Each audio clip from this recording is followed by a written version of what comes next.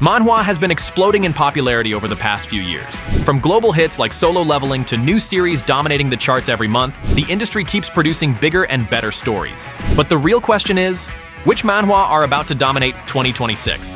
Today, we're looking at peak manhwa that are set to take over the next year. At number 5, we have Level Up with the Gods. And this one starts at the end of everything. The tower has already been conquered. Humanity's greatest warriors have climbed to the top. They've gained divine titles, forged myths, and stood alongside gods. Figures like Hercules, Sun Ogong, Merlin, legends from different pantheons, fought together, and they still lost. The outer gods descend, overwhelming even the strongest beings inside the tower. One by one, the heroes fall. The sky itself feels hostile. Victory becomes impossible. Kim Yuan stands among the survivors and realizes the truth. We cannot beat the outers. That's when Kronos, the divine being who governs time, makes a final decision. There is only one option left. Send someone back. Start over. Change the tower from the beginning. Yuan volunteers, not to relive glory, not to chase fame, but to climb differently. When he wakes up, he's back at the starting point. His divinity is gone, his overwhelming power erased. Instead of being sent back physically at his peak, time itself rewinds. He must begin again from zero. And that changes everything.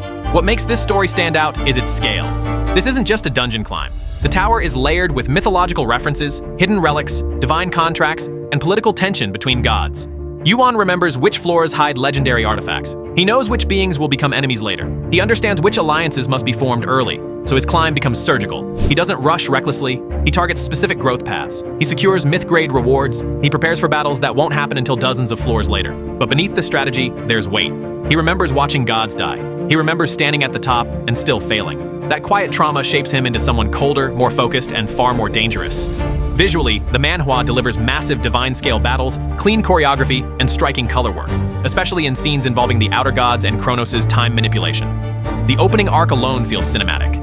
At its core, Level Up with the Gods isn't about revenge. It's about preparing for a rematch against inevitability. And this time, Yuan isn't climbing to become a legend. He's climbing to kill gods. At number 4, we have Myst, Might, and Mayhem. And this story begins with a moment that feels disturbingly empty. A young boy stands in front of the corpse of the only family he ever had. His grandfather lies on the ground, brutally cut in half.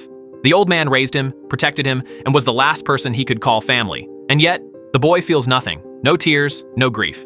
Instead, he quietly wonders what kind of person he has become. If the death of the only person who cared about him doesn't make him feel anything at all. But this moment isn't the true beginning of the story. To understand what happened, we have to go back 1 year earlier, in the bustling martial world of Zhongyuan, where merchants, warriors, and secret organizations all compete for influence and power. Among the crowds in the marketplace, a young prisoner is dragged through the streets in chains. His body is bruised, his clothes are torn, and he's thrown into a wooden cage like an animal. To the people watching, he's nothing special, just another criminal waiting to disappear. But someone else is watching. From the shadows, a mysterious figure carefully studies the boy, not with pity, but with curiosity. After observing him for a moment, the man quietly comes to a conclusion. He's the perfect candidate. The boy is taken away and imprisoned inside a hidden facility, treated like nothing more than a disposable experiment. Days pass in silence. No one explains why he was chosen. No one tells him what will happen next. Then one night, the mysterious man finally visits his cell. Looking down at the wounded prisoner, he calmly explains a cruel truth about the world. Life is unfair. Some people are born powerful. Others are born weak and destined to be crushed. But today, the boy has been given a rare opportunity, a chance to change his fate.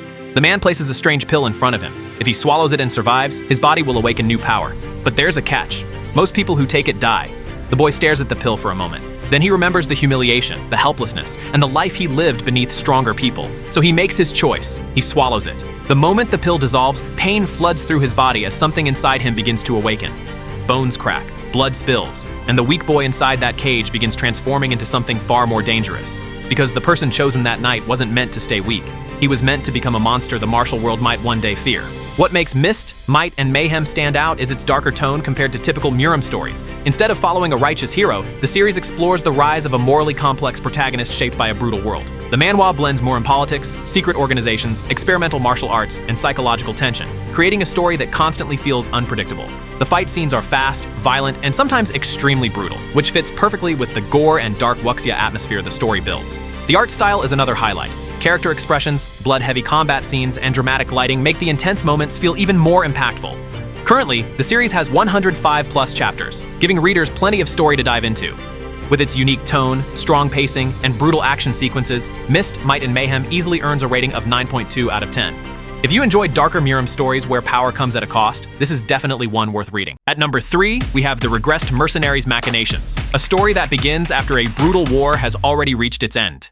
For years, the continent was consumed by conflict. Noble families fought for power, armies clashed across endless battlefields, and mercenaries rose and fell in the chaos. Among them stood one man, Gislen Perdium, a warrior feared across the north and known as one of the strongest knights of his generation. He wasn't born into glory, and he wasn't raised as a noble hero. Everything he had was earned through survival, strategy, and the ruthless experience of war.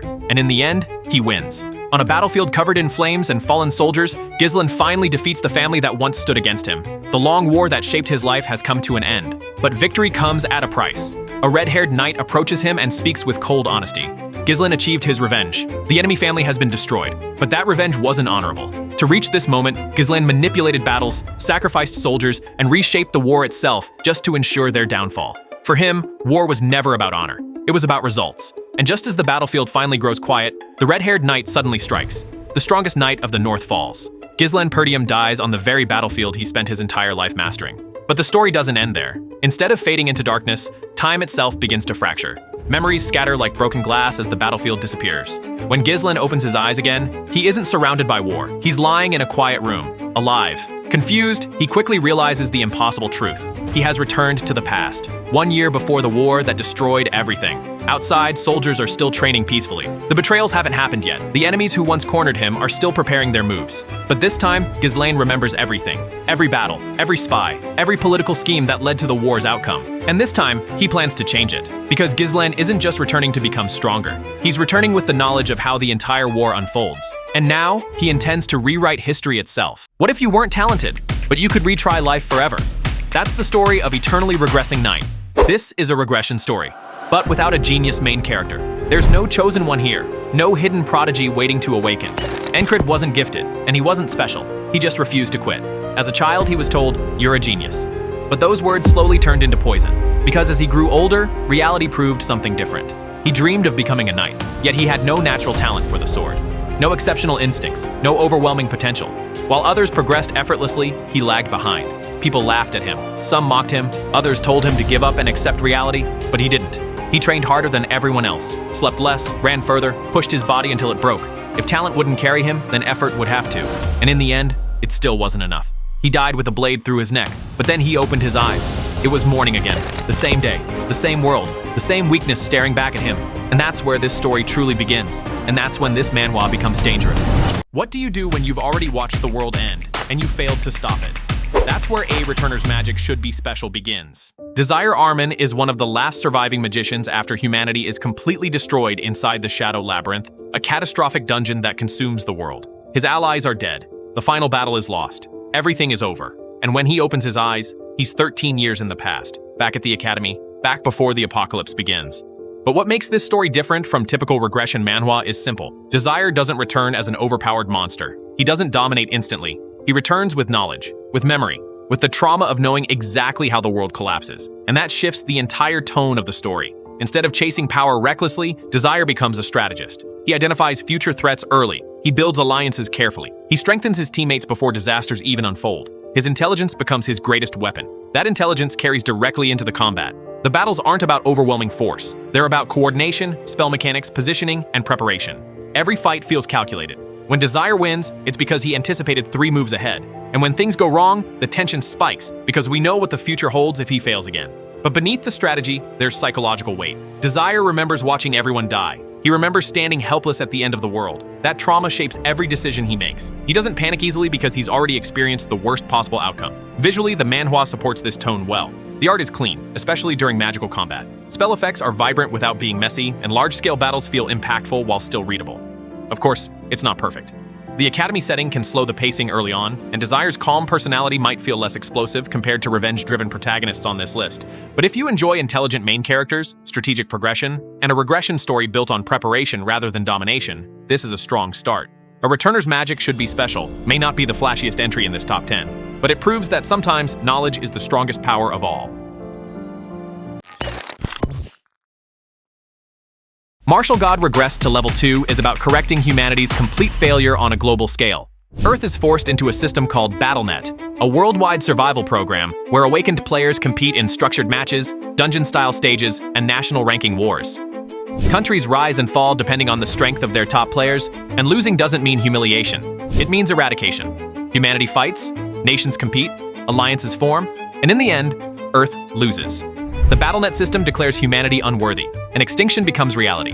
But Jihan Seong, one of the strongest martial players in the Fallen timeline, is suddenly sent 3 years into the past, back before BattleNet becomes a death sentence. This time, he regresses all the way back to level 2, and that detail matters. He doesn't return at his peak. He doesn't keep his maxed out stats. What he retains is knowledge of future events, hidden system mechanics, ranking rewards, national betrayals, and the key figures who shaped the previous timeline.